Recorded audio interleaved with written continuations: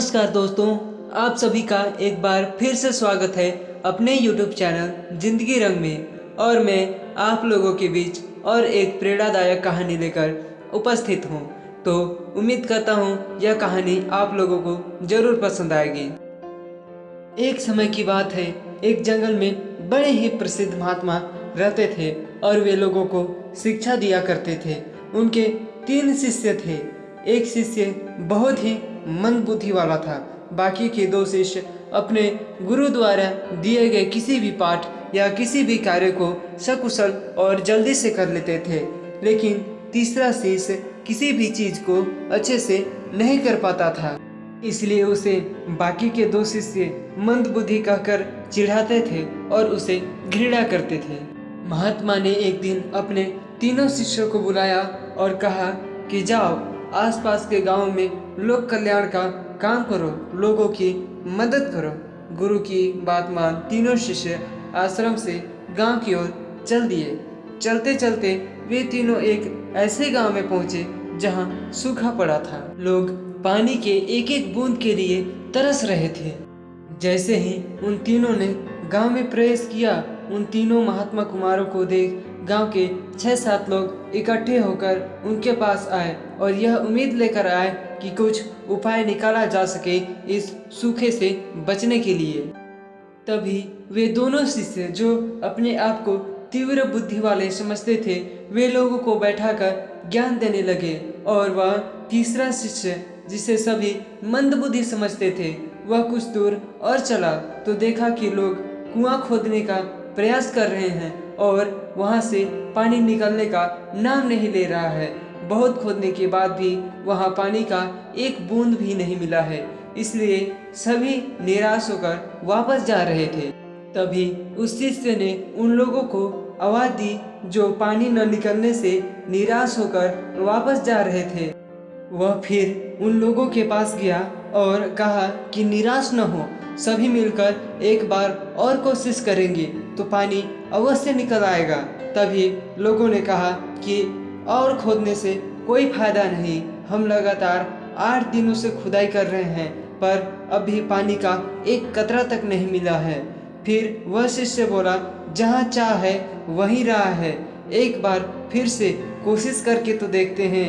यह कहकर उसने खोदने का सामान उठाया और कुआं खोदने के लिए आगे बढ़ा। यह देखकर गांव के बाकी लोगों में भी थोड़ी उम्मीद जगी और वह भी उसके पीछे खुदाई करने जा पहुंचे। खुदाई करते करते दोपहर से लगभग शाम होने को आई थी और तभी वे दोनों शिष्य भी जो कुछ देर पहले लोगों को ज्ञान दे रहे थे, वे तीसरे शिष्य को ढूंढते ढूंढते उसी कुएं के पास पहुंच गए। उन दोनों ने देखा कि वह तीसरा शिष्य भी लोगों के साथ कुआं खोद रहा है और मिट्टी से लथपथ उस शिष्य को देख वे दोनों हंसने लगे और बोले कि अरे मंदबुद्धि, तुम्हें इतना भी समझ नहीं आता है कि जिस गांव में सूखा पड़ा हो वहां खुदाई करने से भी पानी नहीं निकलने वाला। तू मंदबुद्धि का मंदबुद्धि ही रहेगा। यह कर दोनों जोर जोर से हंसने लगे। उन दोनों की बात सुन कुआं खोद रहे शिष्य को भी क्रोध आ रहा था, लेकिन उसने सोचा कि इन दोनों की बातों में अपना समय नष्ट करने की बजाय मैं यहाँ खुदाई करता रहूं ताकि और भी जल्दी पानी मिल सके। और यह सोचकर उसने खुदाई जारी रखी। उसे उन दोनों की बातों से जितना क्रोध आ रहा था, वह सारा क्रोध वह मिट्टी पर उतार रहा था। उसे जितना तीव्र क्रोध आता, वह भी मिट्टी पर उतना ही तीव्र प्रहार करता। और मिट्टी खोदते खोदते बहुत समय हो चुका था और अब शाम से थोड़ी रात होने को आई थी। तभी खुदाई कर रहे उस शिष्य के फावड़े से एक जोरदार प्रहार मिट्टी पर होता है और वहां से एक जलधारा फूट आती है। यह देख सभी लोग अति प्रसन्न हुए और उसके जय जयकार करने लगे। तभी वह बोला कि इसमें मेरी कोई महानता नहीं है, यह सब तो ईश्वर की कृपा से हुआ है। और यह सब देखकर वे दोनों शिष्य जो कुछ समय पहले उसे चिढ़ा रहे थे, उन दोनों के मन में थोड़ी ईर्ष्या उत्पन्न हो गई।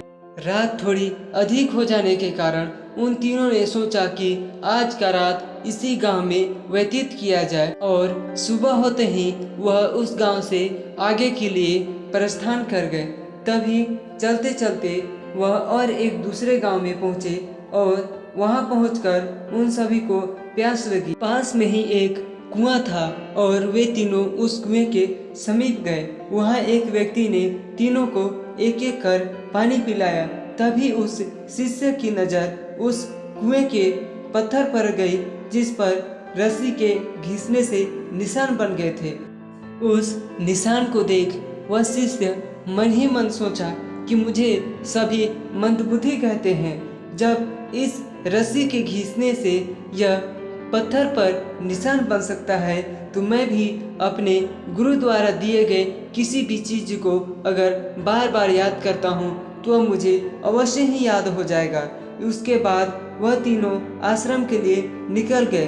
फिर वे आश्रम पहुँचे और तीनों ने अपने अपने किए गए कार्यों को अपने गुरु को बताया। उन तीनों की बात सुन महात्मा ने सबसे अच्छा कार्य उस तीसरे शिष्य के कार्य को बताया जिसने लोगों की मदद कुएं को खोदने में किया था, क्योंकि उस गांव में सबसे अधिक आवश्यकता पानी की ही थी। इसके बाद उन महात्मा ने अपने तीनों शिष्यों को कुछ पाठ याद करने को दिया और कहा कि इसे मुझे तुम लोग कल जरूर सुनाना। उसके दूसरे दिन महात्मा ने उन तीनों से कहा कि तुम तीनों एक एक कर कल दिए गए पाठ को मुझे सुनाओ।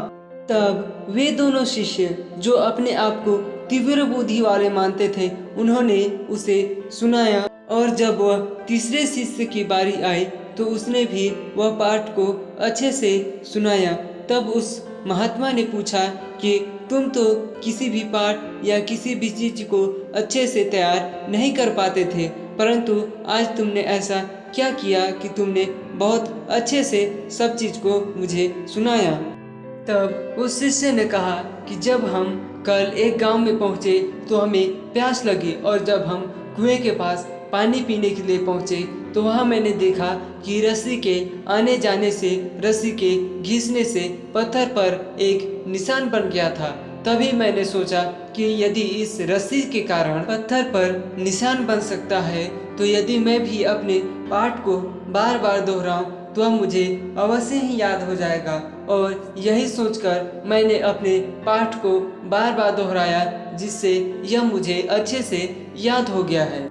उसकी बातों को सुनकर महात्मा मुस्कुराए और उससे कहा कि तुम ही मेरे शिष्यों में से सर्वश्रेष्ठ हो और उसे शाबाशी दी।